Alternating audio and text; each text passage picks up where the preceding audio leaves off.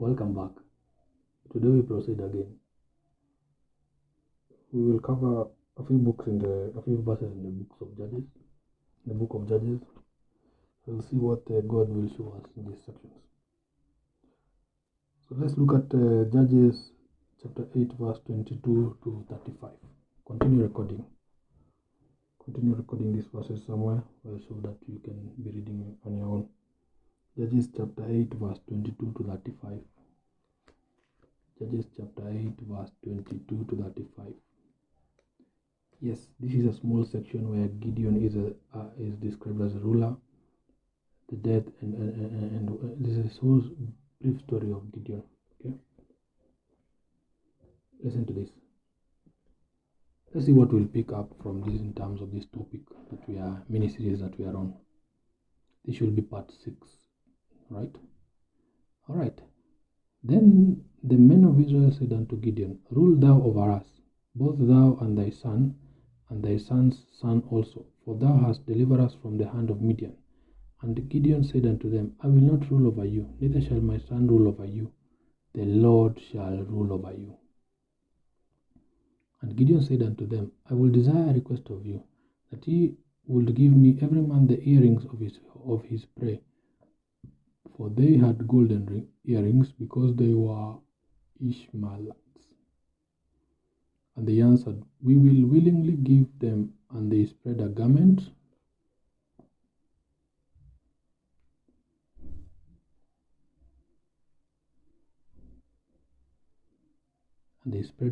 and did cast therein every man the earrings of his prey. Verse 26.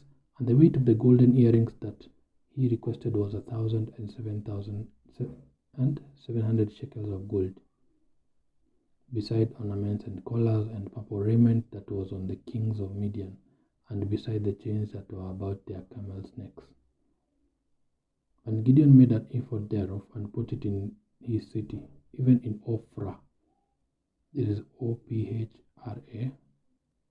And all Israel went thither a whoring after it, which thing became a snare unto Gideon and to his house. This is a very important verse 27. And Gideon made an ephod thereof, and put it in his city, even in Ophrah, and all Israel went thither a whoring after it, which thing became a snare unto Gideon and to his house. As a consequence. Verse 28, Thus was Midian subdued before the children of Israel, so that they lifted up their heads no more. And the country was in quietness 40 years in the days of Gideon. Quietness is peace, right? Verse 29, And Jerubbaal, the son of Joash, went and dwelt in his own house. And Gideon had 70 sons of his body begotten, for he had many wives. And his concubine that was in Shechem, she also bare him a son, whose name he called Abimelech. The death and burial of Gideon. And Gideon the son of Joash died in a good old age, and was buried in the sepulchre of Joash his father, in Ophrah of the Abiezrites. Now look at this verse 33 and 35. And it came to pass, as soon as Gideon was dead, that the children of Israel turned again, and went a whoring after Baalim, and made Baal Berith their god. And the children of Israel remembered not the Lord their God, who had delivered them out of the hands of all their enemies on every side. Neither showed they kindness to the house of Jerubbaal, namely Gideon, according to all the goodness which he had showed unto Israel. Okay.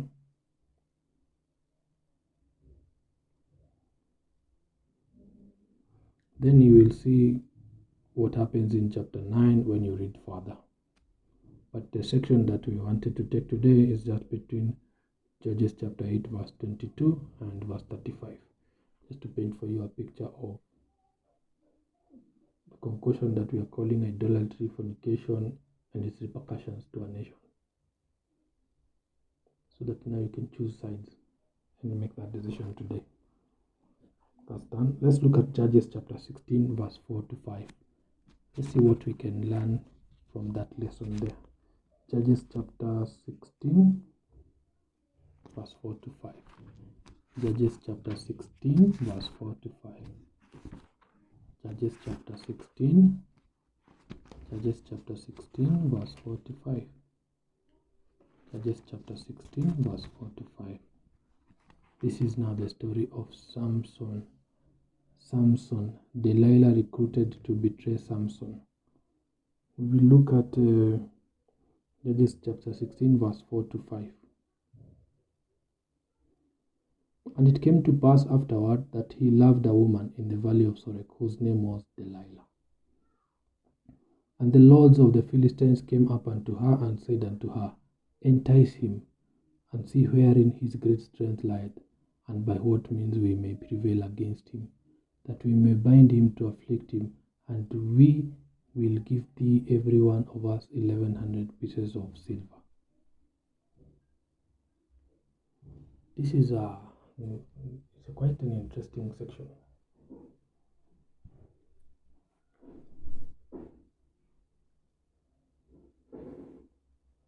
Samson, a plot against Samson is being hatched. You see, the Palestines, they want to defeat Samson, and then they want to use a woman. And that is the greatest weakness of Samson. So they've commissioned Delilah to do something to entice Samson,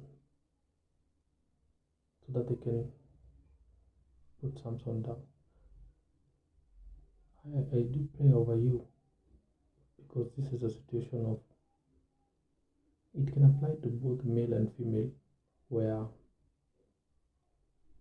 you are in a great position, and then your enemies, in a bracket called the devil, like in your enemies want to plan against you. So you have to kind of pray that you have the grace to withstand, or to run away the same Joseph did in the book of Genesis. Like, for those of you who are being trapped by women, and for those of you who are being trapped by men, okay, so the prayer here is for you to not to fall into that trap, okay, so that you may not be enticed just by any woman, and then you will end up losing your whole house because of that simple enticement. May God help you all. Okay. May God give you the grace to stand strong and to do the James 4:7. Run away. Flee from such a trap. Okay. So that was the beginning of the fall of Samson. That plan, that section, that 4 to 5. Okay. Let's look at Judges chapter 16, verse 15 to 20. This is now Samson revealing his source of strength. So he's been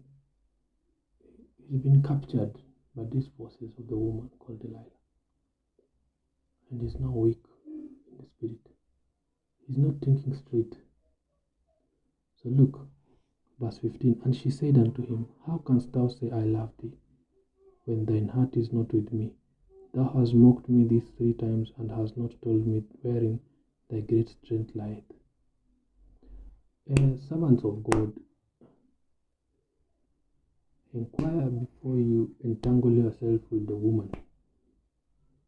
If you are female, inquire before you entangle yourself with a man. Okay? Inquire.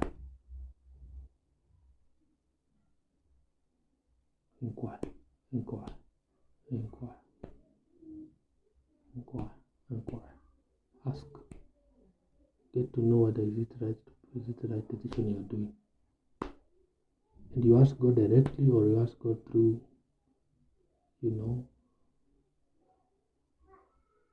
servants of God. True servants of God, especially those who have the gift of prophecy. Okay? Inquire. And she said unto him, How canst thou say, I love thee? So this is a wrong relationship. Okay? And she said unto him, How canst thou say, I love thee, when thine heart is not with me? Thou hast mocked me these 3 times, and hast not told me wherein thy great strength lieth. And it came to pass, when she pressed him daily with her words, and urged him so that his soul was vexed unto death, it tired him unto death, that he told her all his heart, and said unto her, There hath not come a razor upon mine head, for I have been a Nazarite unto God from my mother's womb. If I be shaven, then my strength will go from me, and I shall become weak, and be like any other man. And when Delilah saw that he had told her all his heart, she sent and called for the lords of the Philistines, saying, Come up these ones, for he hath shewed me all his heart. Then the lords of the Philistines came up unto her, and brought money in their hand. And she made him sleep upon her knees, and she called for a man, and she caused him to shave off the 7 locks of his head, and she began to afflict him, and his strength went from him. And she said, The Philistines be upon thee, Samson. And he woke out of his sleep, and said, I will go out as at other times before, and shake myself. And he wist not that the Lord was departed from him. Let me teach you something here. For all of you who are grown-ups, you understand how he ended up.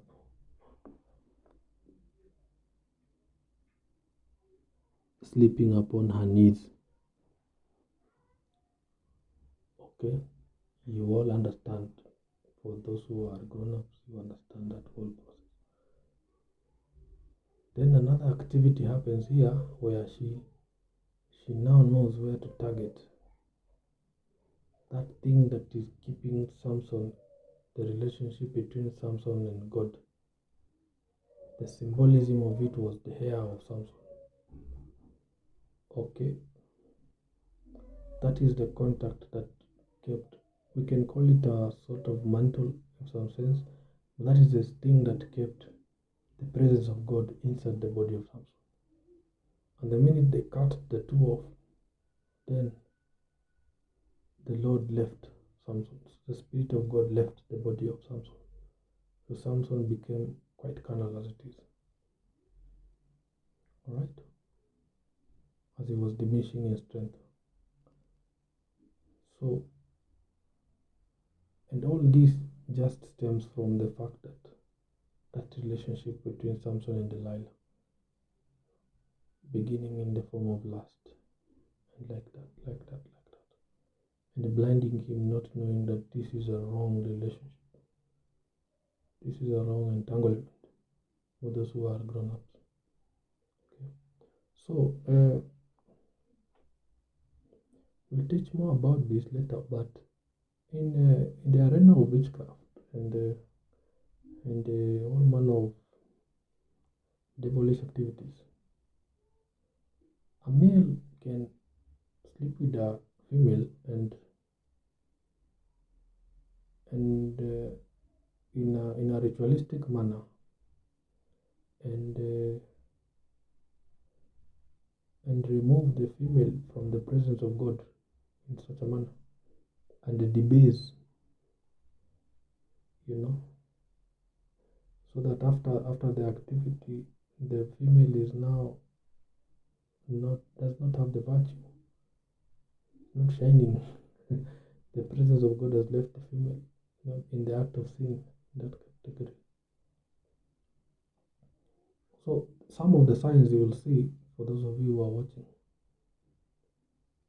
if a female has slept with a male out of just like that, in the trappings of fornications, lust, and all that, maybe not rape, because the intention is different in the sight of the kingdom of God, but in such a manner of fornication, that kind of line, then the signs are simple as this. Diseases come, afflictions come, The afflictions we are talking about, health afflictions, we are talking about financial afflictions, we are talking about deteriorating relationship with people. It is a down road. You start losing things, you lose your job, you lose. Even lose your relationship, you lose. Things just become upside down. And the same applies to a female who is sleeping with a man in a ritualistic manner. A demonic ritualistic manner, for me. Then the man loses the job, loses everything, loses the cars, loses the finances, loses. And in worst extreme cases, that's when you'll see an affliction coming in form of diseases, like sexually transmitted diseases and all that.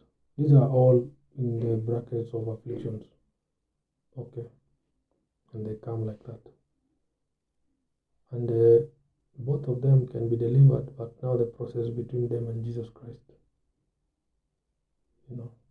As they grow in Jesus, then the case is before God like that, because the deliverance is like that. It can be the catalyst can be done to that relationship to be better by an action of a true prophet of God who can speak the mind of God upon that person or the other, male or female. Alright, but when I reach this section, then we'll expand the book of Judges perfectly, so that all of you can be able to understand it in that particular manner. Okay, but that is the saddest story of Samson and Delilah. Let us look at Judges chapter 19. This one we are taking the whole chapter.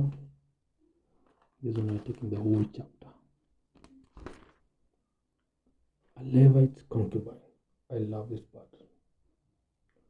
because this one will bring war.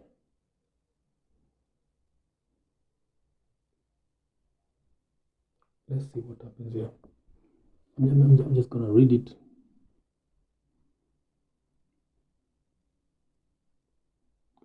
I do wonder what this Levite was doing with the concubine. But let's read it and see. And let's see where the seventh commandment is spreading out here. Its application. The people who are defaulting on the same law. Judges chapter 19. And it came to pass in those days, when there was no king in Israel, that there was a certain Levite sojourning on the side of Mount Ephraim, who took to him a concubine out of Bethlehem, Judah. We'll teach more about this fact that there was no king in Israel. If there is no king in Israel, if they are, don't mind the thing, the children playing around, and my children also waking up. Don't mind the brief noises. That's cool. Anyway, let's back to the topic here. If we'll teach more when we reach this. I'll do this video in the book of Judges. When a kingdom has no king, or nations have no king, then they fail to serve God, and then they are leaderless, they are headless. Then they would need kings. Then if these nations have a king, then the king is responsible to take them in the path of God. If he fails, then the whole kingdom fails. So in these times, there were no kings, but they failed in the relationship between them and God was failing. Something very important happens. Something very grave happens here. So, and it came, chapter 19, and it came to pass in those days, when there was no king in Israel, that there was a certain Levite sojourning on the side of Mount Ephraim, right?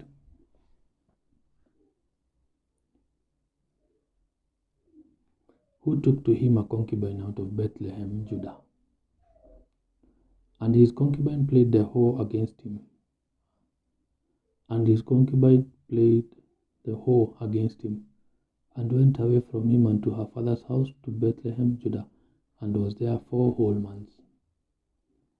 And her husband arose, now this Levite. See, now the concubine has committed activities of multiple acts of adultery. Right? Went after her, verse 3, and her husband arose and went after her to speak friendly unto her, and to bring her again, having his servant with him, and a couple of asses, these are donkeys. And she brought him into her father's house, and when the father of the damsel saw him, he rejoiced to meet him. And his father-in-law, the damsel's father, retained him, and he abode with him 3 days. So they did eat and drink and lodged there. And it came to pass on the 4th day, when they arose early in the morning, that he rose up to depart. And the damsel's father said unto his son-in-law, Comfort thy heart with a morsel of bread, and afterward go your way. And they sat down and did eat and drink, both of them together. For the damsel's father had said unto the man, Be content, I pray thee, and tarry all night, and let thine heart be merry. And when the man rose up to depart, his father-in-law urged him. Therefore he lodged there again. And he rose early in the morning on the 5th day to depart. And the damsel's father said, Comfort thine heart, I pray thee. And they tarried until afternoon, and they did it, both of them. This father-in-law is something was done here in the book of Genesis when is it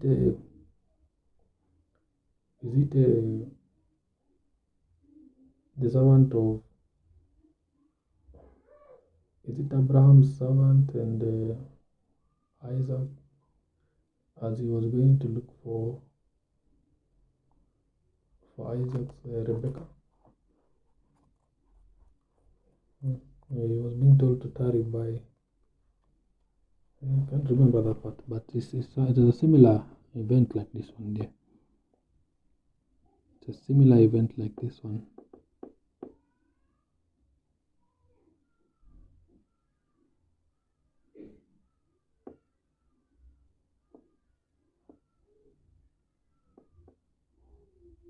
But we can't even see the concubine here. But anyway, verse 9. And when the man arose up to depart, he and his concubine and his servant, his father-in-law, the damsel's father, said unto him, Behold, now the day draweth toward evening. I pray you tarry all night. Behold, the day groweth to an end. Lodge here, that thine heart may be merry, and tomorrow get you early on your way, that thou mayest go home. But the man would not tarry that night, but he rose up and departed, and he refused now, and came over against Jebus, which is Jerusalem, and there were with him 2 asses saddled. His concubine also was with him. So he finally gets the concubine back. And when they were by Jebus, the day was far spent, and the servant said unto his master, Come, I pray thee, and let us turn in unto this city of the Jebusites, and lodge in it. And his master said unto him, We will not turn aside hither into the city of stranger. That is not of the children of Israel. We will pass over to Gibeah. And he said unto his servant, Come and let us draw near to one of these places to lodge all night, in Gibeah or in Ramah. And they passed on and went their way. And the sun went down upon them when they were by Gibeah, which belongeth to Benjamin. And they turned aside thither to go in and to lodge in Gibeah. And when he went in, he sat him down in a street of the city, for there was no man that took them into his house to lodging. Alright. Verse 16. And behold, there came an old man from his work out of the field at even, which was also of Mount Ephraim, and he sojourned in Gibeah. But the men of the place were Benjamites. And when he had lifted up his eyes, he saw a wayfaring man in the street of the city. And the old man said, Whither goest thou, and whence comest thou? And he said unto him, We are passing from Bethlehem, Judah, toward the city of Mount Ephraim. From thence am I, and I went to Bethlehem, Judah. But I am now going to the house of the Lord, and there is no man that receiveth me to house. Yet there is both straw and provender for our asses, our donkeys, and there is bread and wine also for me and for thy handmaid, and for the young man which is with thy servants. There is no want of anything. Verse 20, and the old man said, Peace be with thee. Howsoever, let all thy wants lie upon me. Only lodge not in the street. So he brought him into his house, and gave provender unto the asses, and they washed their feet, and did eat and drink. Now it gets interesting. The sodomy of Gibeah. I want you to take note of the descendants of the children of Jacob, who is Israel. This is descendants. Benjamin belongs to Rachel, and these other guys belong to Zilpah. Look at the descendants. Look at the descendants. Look at the relationship between Zilpah and Rachel, and the beef that is between those siblings playing out here. Look at the patterns. Look at the patterns we see in the era of Abraham and Lot. Look at the pattern we see where Lot is being visited by the angels who had visited Abraham in the book of Genesis. It's the similarities, so things are becoming repetitive. Some of them, they were never stopped, so they are repeating themselves. So the wheel is now turning around. The point of that wheel where you put pressure is now circulating, it's doing 360 degrees. So verse 22 of Judges chapter 19.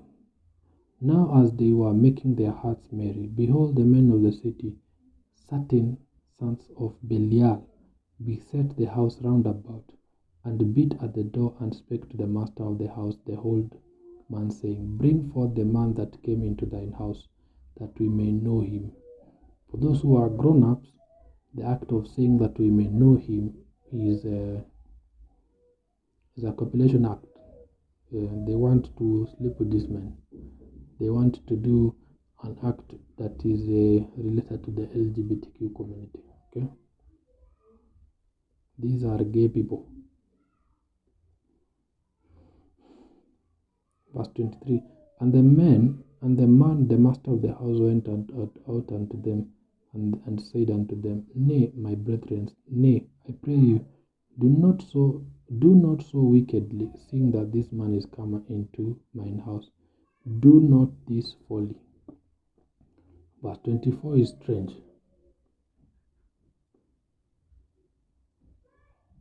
Behold, here is my daughter, a maiden, and his concubine.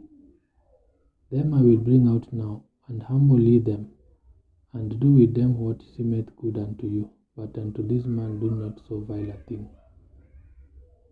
So this is a very dark thing for this man to do. You cannot trade your daughter and the wife of your visitor protecting a man that is just a visitor. So it tells you something about the relationships of these people with their daughters and their wives. It is either multiple, meaning that there is no the bond of love between the man and the daughter and the concubine and the Levite is not strong, because how can you stand looking at the person you love being raped outside? You cannot do that. It's inhuman. So here is a violation and a proposal of rape. It is a femicide act which is regrettable and it's bad. It's not a good thing. All right. It's also like a human trafficking in an aspect. Nothing good here. There's nothing good out of this. Verse 24. But the funny thing is that it is written in this Bible and it used to happen, because these are true events of people, right? Let's look at verse 25. Now the concubine is raped, right?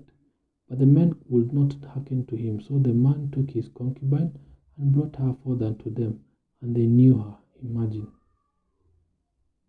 and abused her all the night until the morning. And when the day began to spring, they let her go.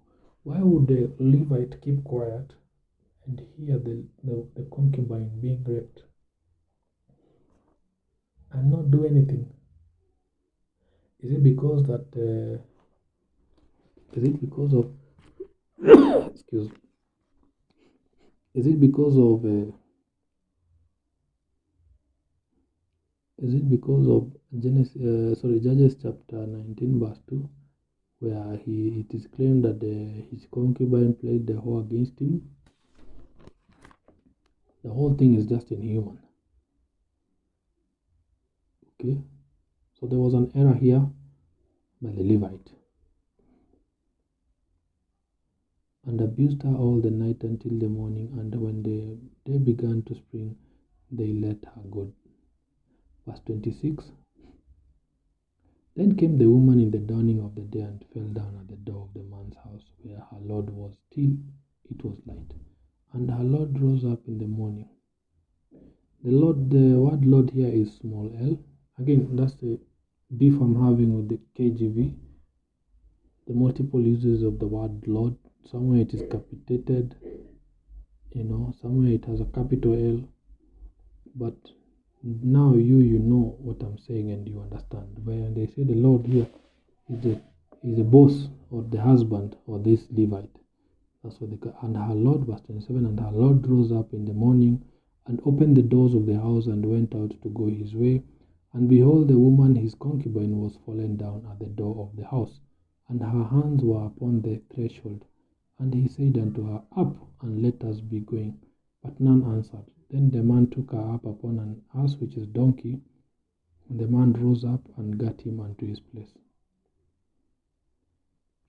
By now this lady is dying.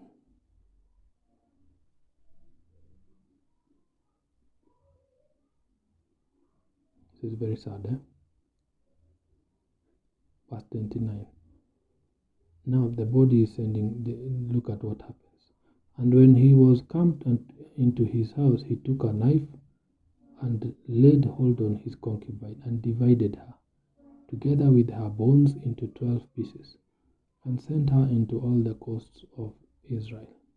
And it was so that all that saw it said, There was no such deed done nor seen from the day that the children of Israel came up out of the land of Egypt unto this day. Consider of it, take advice, and speak your mind. That is that story like that. I cannot stretch it any further. It's as simple as that. That is how it is. And that is how it was. So here he is seeking vengeance. But he could have stopped it. They could have fought. They could have done something. Okay. They could have done something. They could have done something, truly. They could have done something here. Let's look at Judges chapter 20 and 21. And then let's see what happened in Judges chapter 20. Let's proceed. It's a whole story. So then all the children of Israel went out, and Judges chapter 20, sorry. Then all the children of Israel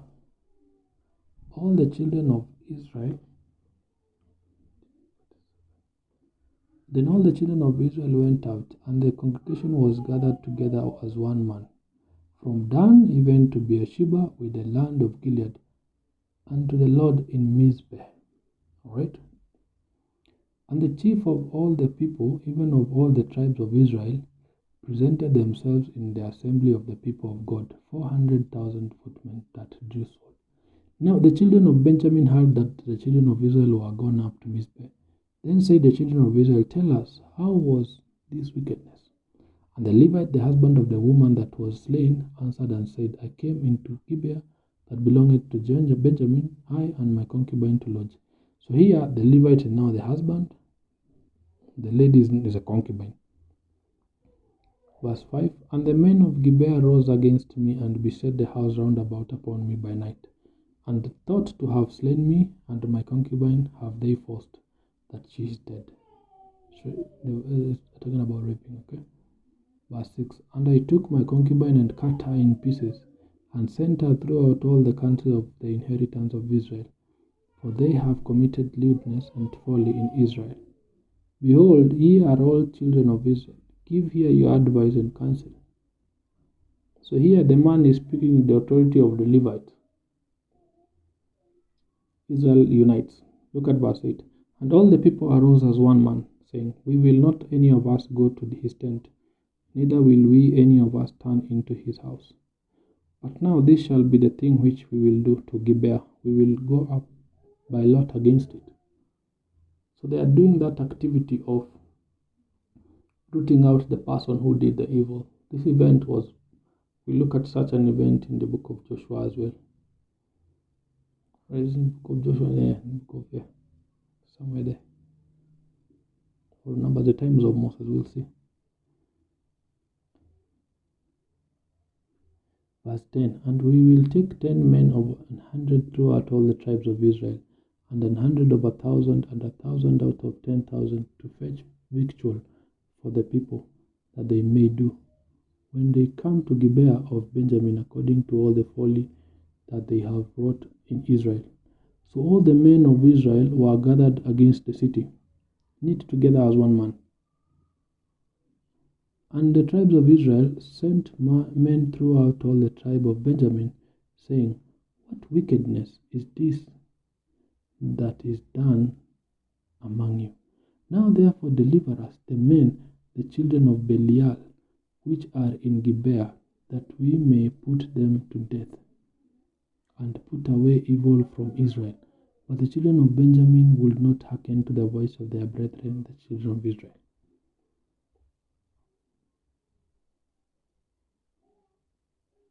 You see, do that research and see which children are these and which children are fighting, and then go back in time to their ancestors and see kind of beef we are talking about. Okay? Because it's some repetitions, you see, it's repetitions, you see. And what is happening to these people happens to our lives day by day. Day by day. Okay? So this section calls for that decision for you to stop and do an audit of your life and have war with the things that are causing you to sin. Okay? By having war is that you fight to run from them and part ways. Look at what will happen to our whole tribe. Verse 14. But the children of Benjamin, these now are repercussions of lust, adultery, rape. It's a whole shebang of the seventh commandment. Verse 14. But the children of Benjamin gathered themselves together out of the cities and to Gibeah, to go out to battle against the children of Israel. And the children of Benjamin were numbered at that time out of the cities 26,000 men that drew sword, beside the inhabitants of Gibeah, which were numbered 700,000 chosen men. Among all these people were 700 chosen men, left-handed. Everyone could sling stones at an air breadth and not miss. All right? And the men of Israel beside Benjamin were numbered 400,000 men that drew sword. All these were men of war. Look at even the children of Benjamin. They resemble that description being given at the last chapters of the book of Genesis, where Jacob is prophesying to the children. Right? Okay, let's look at verse 18. Yeah. And the children of Israel arose and went up to the house of God and asked counsel of God, and said, Which of us shall go up first to the battle against the children of Benjamin?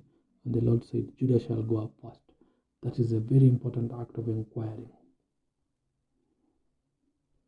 As you all know about the house of God here, there are priests at this time. In this age, we have the Holy Spirit.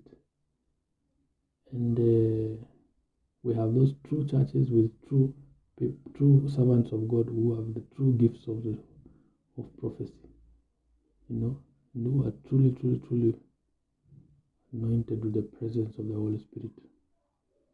I don't like the word anointed because people just pour oil on people and then there is no evidence of the Holy Spirit in that person. So I like using the term the presence of the Holy Spirit because there are fruits in that man or woman. Mostly man, okay? Or woman. Fine. Verse 19. And the children of Israel rose up in the morning and encamped against Gibeah.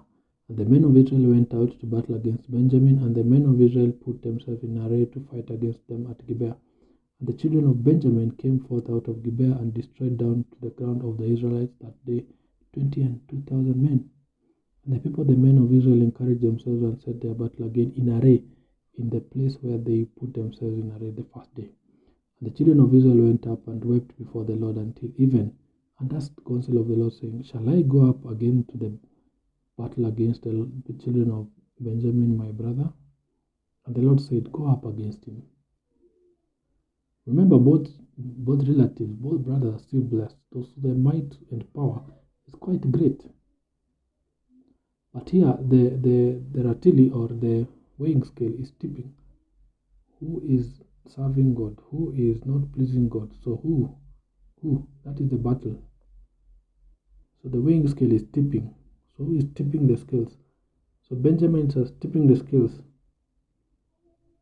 All right, because the sin is way heavier, and they will lose. They are going down. Okay, so the game is to remain lighter.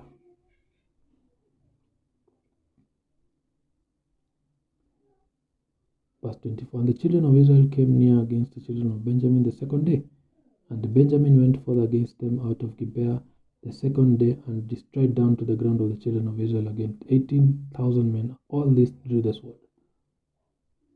All right. So at this point, God is now looking whether Benjamin will change. But he is not. Let's go ahead and see what happens. Then verse 26. Then all the children of Israel and all the people went up and came unto the house of God and wept, and sat there before the Lord, and fasted that day until even, and offered burnt offerings and peace offerings before the Lord. And the children of Israel inquired of the Lord, for the ark of the covenant of God was there in those days. The presence of God was there. And Phinehas, the son of Eleazar, the son of Aaron, stood before it in those days, saying, Shall I yet again go out to battle against the children of Benjamin, my brother, or shall I cease? Because he's still repeating, my brother, or shall I cease? And the Lord said, Go up, for tomorrow I will deliver them into thine hand. Now this statement wins the battle, even before tomorrow reaches. That's the beauty with God. That's the beauty with operating in the Spirit. That's the beauty of operating in the tabernacle. You win battles before tomorrow. All these battles have been won yesterday. So the Benjamins will come not knowing. So he tells you the Benjamins are not seeking the face of God. You see? So those of you who are backing the continue to sin, committing all the violations of the seventh commandment like that. This is your journey, the journey of the Benjamins in this part. This is what you follow. Okay? And up to this point, your case is determined. You will fall. Alright? You will fall. So may God help you to remember to turn and do the right thing. Alright? And of course, it's very marvelous because in the tabernacle there's a presence of Umim and Turim and all manner of things. We'll teach more about that. It's very interesting. Now, 29. And Israel set liars in wait around about Gibeah. So they have confidence because they've already won. Right? And the children of Israel went up against the children of Benjamin on the third day and put themselves in array against Gibeah as at other times. If I was in a church preaching, I would say the third day. Someone said the third day. Verse 31. And the children of Benjamin went out against the people and were drawn away from the city.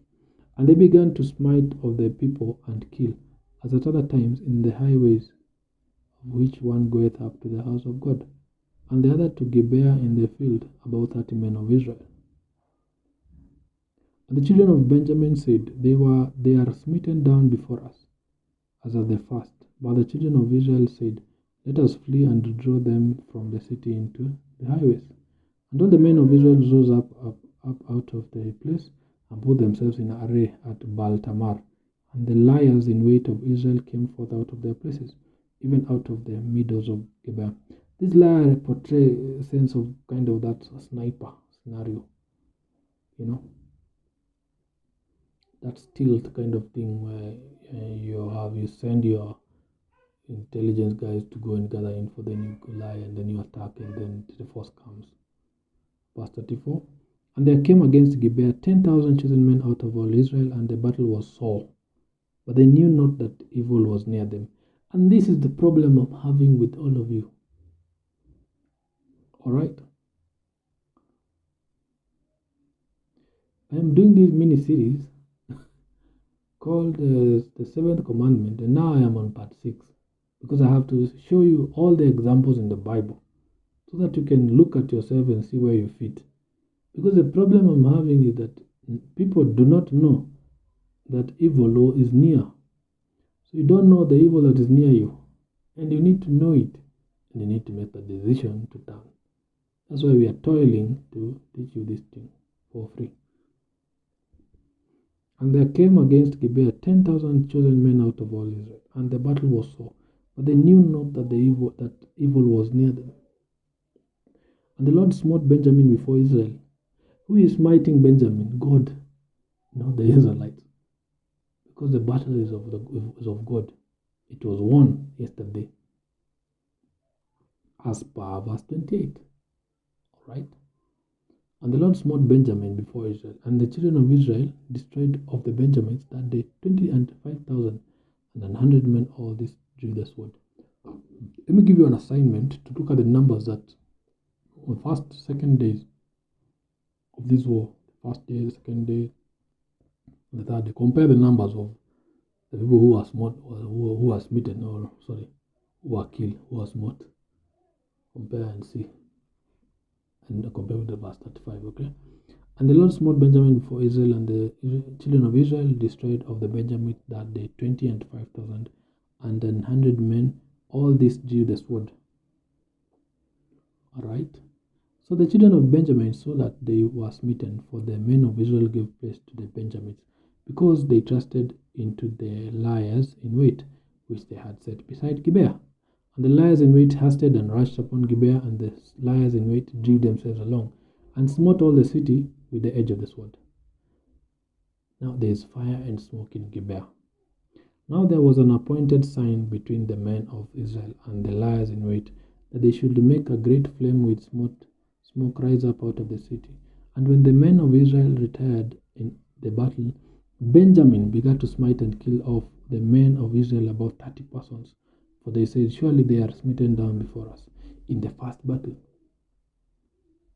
But when the flame began to rise up out of the city with a pillar of smoke, the Benjamites looked behind them, and behold, the flame of the city ascended up to heaven. Where? To heaven. And when the men of Israel turned again, the men of Benjamin were amazed, for they saw that evil was come upon them. So, verse 34 has caught up with verse 41. Alright? Please, I pray for you that you will not reach to this point. This is a point of no return.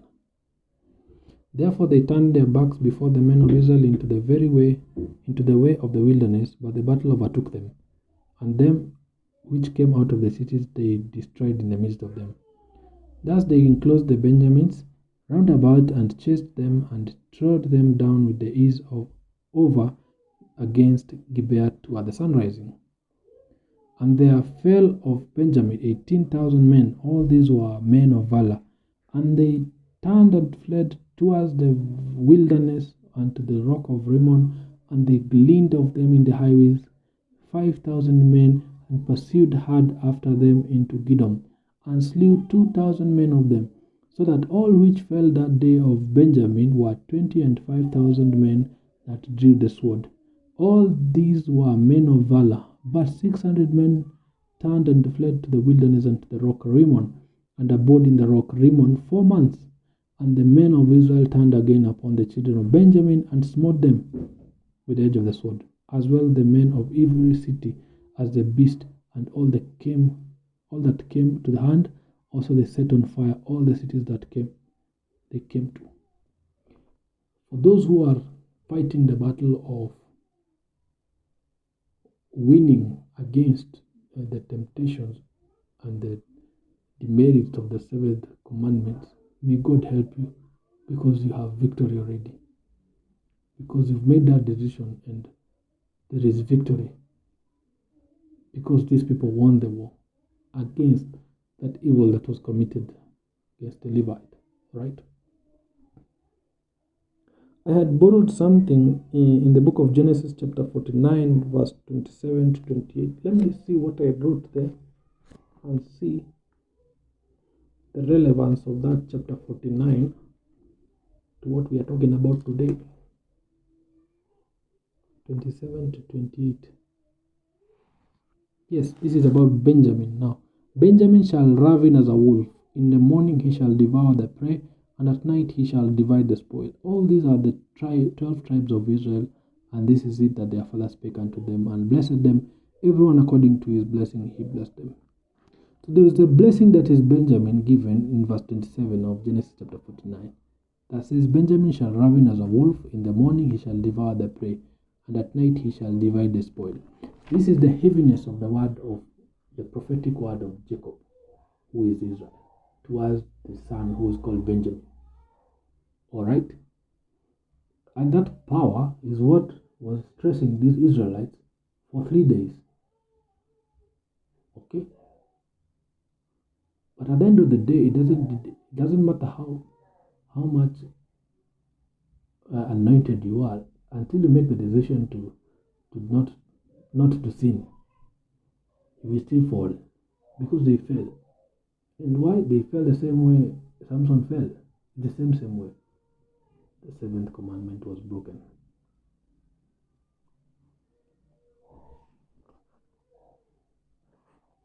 Let me read for you now Judges chapter 21, and then we'll end their session today. Now, the men of Israel had sworn in Mizpeh, saying, now these are the repercussions of the war. All started by a few men who wanted to sodomize other men. So gay people started this war, right? Yes. Okay. Adultery started the war. The seventh commandment was broken, and the war started, and it killed a lot of men. And these are nations, okay? So these are the repercussions of the aftermath. Judges chapter 21. Now the men of Israel had sworn in Mizpeh, saying, there shall not any of us give his daughter unto Benjamin to wife. And the people came to the house of God, and abode there till even before God, and lifted up their voices and wept so, and said, O Lord God of Israel, why is this come to pass in Israel, that there should be today one tribe lacking in Israel? You see, they have that heart that the Levite and the old friend didn't have when they were giving up their daughter and the concubine to be raped. And actually the concubine was one who was put out. These ones have a soft spot for their brother, who's Benjamin. So verse 3, and said, O Lord of Israel, why is this come to pass in Israel, that there should be today one tribe lacking in Israel? And it came to pass, so this thing has caused even one tribe almost to disappear. And it came to pass on the morrow that the people rose early and built there an altar and offered burnt offerings and peace offerings. And the children of Israel said, who is there among all the tribes of Israel that came not up with the congregation unto the Lord? For they had made a great oath concerning him that came not up to the Lord to Mizpeh, saying, he shall surely be put to death. These are the things about covenants and oaths. Deals with God are very dangerous. You can't just overrule them. You say something you want to do with God, you have to keep your end. So here they are looking for a workaround, like a workaround, a legal workaround to what they had agreed in terms of oath. All right. And the children of Israel repented them, for Benjamin their brother said, there is one, and this is a dangerous thing about oaths, because we'll also tackle this. This is an oath, and you have public people, public servants, or civil servants holding the Bible or the Quran or whichever book and making an oath with the whole text. And then you fail to do what is written therein, especially for those who take the oath with the Bible, right? We are winding up. I need to go and tend to my children. But that's all the point. We'll teach more about it, because when you do an oath with the Bible, it means you're tying yourselves to terms and conditions of the whole text. So it becomes dangerous for you if you do things contrary to the teachings of God, if you ever touch the Bible. All right. So, verse 6, and the children of Israel repented them, for Benjamin their brother said, there is one tribe cut off from Israel this day. How shall we do for wives for them that remain, seeing we have sworn by the Lord that we will not give them of our daughters to wives? Jabesh Gileads. So, and they said, what one is there of the tribes of Israel that came not up to the Lord? And behold, there came none to the camp from Jabesh Gilead to the assembly. For the people were numbered, and behold, there were none of the inhabitants of Jabesh Gilead there. And the congregation sent thither 12,000 men of the valiantest, and commanded them, saying, go and smite the inhabitants of Jabesh Gilead with the edge of the sword, with the women and the children. And this is the thing that ye shall do. Ye shall utterly destroy every male and every woman that hath lain by man. Where? And they found among the inhabitants of Jabesh Gilead 400 young virgins that had known no man by lying with any male. And they brought them unto the camp to Shiloh, which is in the land of Canaan. Evil has befallen the whole town where the people perform this act of gay or sodomy or rape. The whole place is wiped out, the face of the earth. Now, funny enough, virgins tend to survive. Please keep yourself. I said, be a virgin. So you won't be killed. It is better for you to wait. That's the lesson you get from this part. Alright? What? Now you see them, now you don't. Peace with Benjamin. And the whole congregation sent home to speak to the children of Benjamin that were in the rock Rimmon, and to call peaceably unto them. And so there was some survival for Benjamin. And Benjamin came again at the time, and they gave them wives which they had saved the life of the women of Jabesh Gilead. And yet so they sufficed them not. And the people repented them for Benjamin, because that the Lord had made a breach in the tribes of Israel. Then the elders of the congregation said, how shall we do for wives for them that remain, seeing the women are destroyed out of Benjamin? And they said, there must be an inheritance for them that be escaped of Benjamin, that a tribe be not destroyed out of Israel. Howbeit we may not give them wives of our daughters, for the children of Israel have sworn, saying, cursed be he that giveth a wife to Benjamin. Then they said, behold, there is a feast of the Lord in Shiloh, yearly in a place which is on the north side of Bethel, on the east side of the highway that goeth up from Bethel to the Shechem, and on the south of Lebanon. Therefore they commanded the children of Benjamin, saying, go and lie in wait in the vineyards. And see, and behold, if the daughters of Shiloh come out to dance in dances, then come ye out of the vineyards, and catch you every man his wife of the daughters of Shiloh, and go to the land of Benjamin. And it shall be, when their fathers or their brethren come unto us to complain, that we will say unto them, be favorable unto them for our sakes, because we reserve not to each man his wife in the war. For ye did not give unto them at this time that ye should be guilty.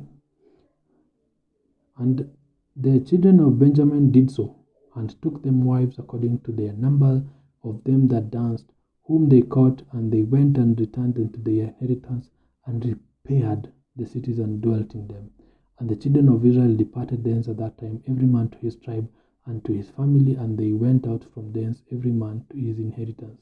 In those days there was no king in Israel.